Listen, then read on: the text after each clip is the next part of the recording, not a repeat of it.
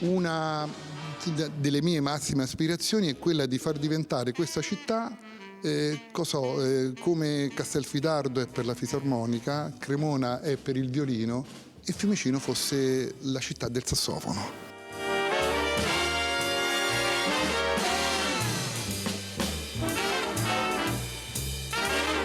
Lo strumento principe della storia del jazz ha trovato finalmente una casa. Nel comune di Fiumicino, alle porte di Roma, è nato il primo e unico museo al mondo dedicato al sassofono. Una collezione di oltre 600 strumenti, ma anche 400 sax in latta, 600 fotografie d'epoca e poi vinili e documenti. Questo è il sassofono dal quale è partita tutta la storia della mia collezione, la mia attività di ricerca. Si tratta di un sassofono che io ho acquistato una notte durante il mio viaggio di nozze negli Stati Uniti da un taxista che me l'ha proposto in maniera così estemporanea e da lì subito è scatenata la passione, tanto che al ritorno dal viaggio di nozze sono tornato io, mia moglie e un container con oltre 250 sassofoni.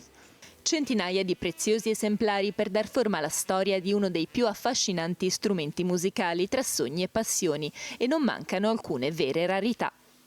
Questo sassofono, il supercontrabasso, è il più grande del mondo e ha conseguito il World Guinness Primati nel 2014 in occasione del bicentenario della nascita di Adolphe Sax.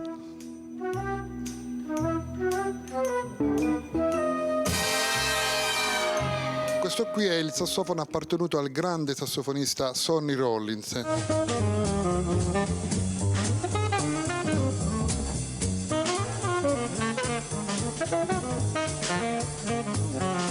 Un Selmer Mark VI Variton, uno strumento costruito ai primi anni 60 che presenta un pick-up nel collo, un piccolo mixer nella campana e si collegava a questo amplificatore, il Variton, un amplificatore valvolare di 200 watt. Rappresenta uno dei primi tentativi di abbinare l'elettronica allo strumento a fiato sassofono.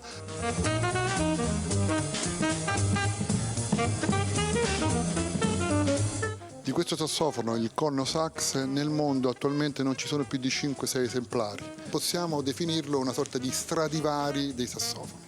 E lei ora ce lo suona? Assolutamente sì.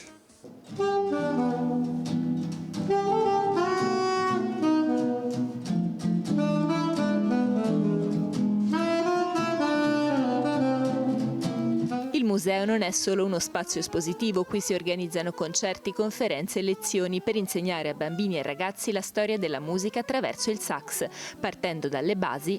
La corretta dicitura è saxofono con la X, perché saxophone significa suono di sax.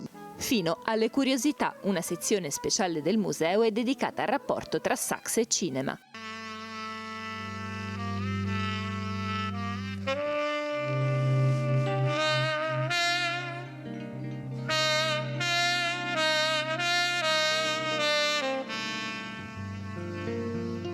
È un rapporto indissolubile e fortissimo che si conclama, giusto per fare due esempi, in due film che fanno parte della storia del cinema, Un tram chiamato Desiderio, oppure nell'ultimo tango a Parigi, con la colonna sonora realizzata da Gato Barbieri, in cui c'è questo rapporto tra un uomo di grande età e una giovane donna, in cui c'è il sassofono che sottolinea sempre i ricordi delle scene affettuose d'amore dei due protagonisti. Quasi mai c'è il sassofono che commenta i loro atti d'amore.